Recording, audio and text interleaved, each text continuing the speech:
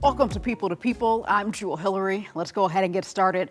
Last month, the Supreme Court ruled against the use of race as a factor in college admissions, launching conversations about and challenges to the status quo. So what comes next now that affirmative action has come to an end in higher education? Jemar Tisby is a historian and the New York Times best-selling author of the books The Color of Compromise and How to Fight Racism, and he joins us now. Jemar, thank you so much for being with us on People to People. It's great to have you here. It's great to be here. Thank you so much, Jewel. All right, and so let's just jump right in with the Supreme Court's decision. I believe it was last Thursday when it came to ending affirmative action in higher education. Can you just kind of give us some brief history in terms of how affirmative action in college campuses, on college campuses, I should say, and universities got started in the first place? Sure. The Supreme Court ruling recently wasn't completely unexpected. Unfortunately, it follows in a long pattern of opposition to affirmative action. And I just want to acknowledge there's an emotional component to this. When the decision first came down, there were a lot of reactions. According to several different polls, the majority of people in the United States do support some form of affirmative action. So again, this is a decision that kind of goes against the will of the majority of people. And also, the nation is at its most racially and ethnically diverse, and that's only increasing. So, precisely when we should be expanding opportunities for diversity in places like colleges and universities, we seem to be narrowing them. And so, I think people are understandably frustrated, even upset and angered by this decision. And unfortunately, there's a long history there. So you asked about some of the history of affirmative action. That phrase kind of comes into the political lexicon in 1961. President John F. Kennedy used the language of affirmative action in an executive order he gave about government contracts. And it was an attempt to say, hey, for a long time, we have excluded racial and ethnic minorities, especially Black people, from getting these very lucrative government contracts. And in order to correct that wrong, we need to take affirmative action to make sure that we include these folks who have been historically excluded. Okay. And so going back to, you mentioned that, a good majority of Americans in some form or fashion believe that affirmative action should be a thing. I'm just curious, who brought this case up before the Supreme Court? Can you give any more information on that? It was a group. There were two cases, one against Harvard and one in North Carolina. And the group that brought both cases was Students for Fair Admissions. This has been criticized as a right-wing backed group, and they sort of complicated the story because they brought it on behalf of Asian descended applicants to these schools. And so it's really a classic tactic to pit one racial or ethnic minority group against another.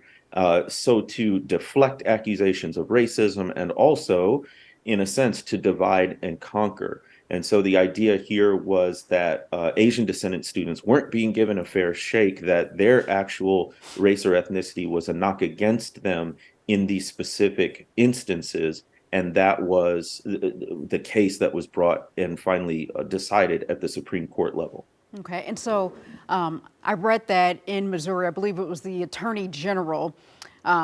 He sent a note to colleges and universities in Missouri and essentially said that now that the Supreme Court's decision has come out that colleges and universities in Missouri have to end any type of race-based policies on the campus. And when that note went out, I believe it was the University of Missouri then sent a note out to its 70,000, students saying race-based financial aid was coming to an end. How is this decision going to trickle down in other decisions like this across the country?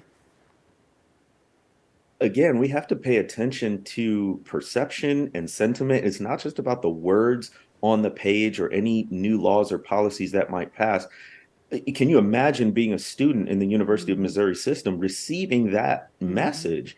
It's chilling. And so one of the immediate effects I think we'll see is probably a lessening of applications from Black students, students of color to these colleges and universities who don't think that their race is going to matter in a positive way in terms of gaining them access where they would historically have been excluded. And so I think there will be an immediate impact in terms of just applications, regardless of what the outcome might have been. It just sends a chilling effect to potential applicants. On the flip side, I think it actually emphasizes and highlights the importance of HBCUs, historically Black colleges and universities. So, particularly for Black students, they might be more encouraged to apply to HBCUs, knowing that this kind of focus on racial justice is really embedded in the DNA of these institutions. That's why they exist in the first place, because Black students didn't have the opportunity to go to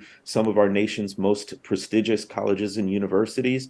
And so that might actually result in a bump in applications to HBCUs and other similar institutions. Do you feel like there are any loopholes in terms of colleges and universities being able to do anything to, not go against the Supreme Court's ruling, obviously, but to still make room, for minority applicants and students? Sure.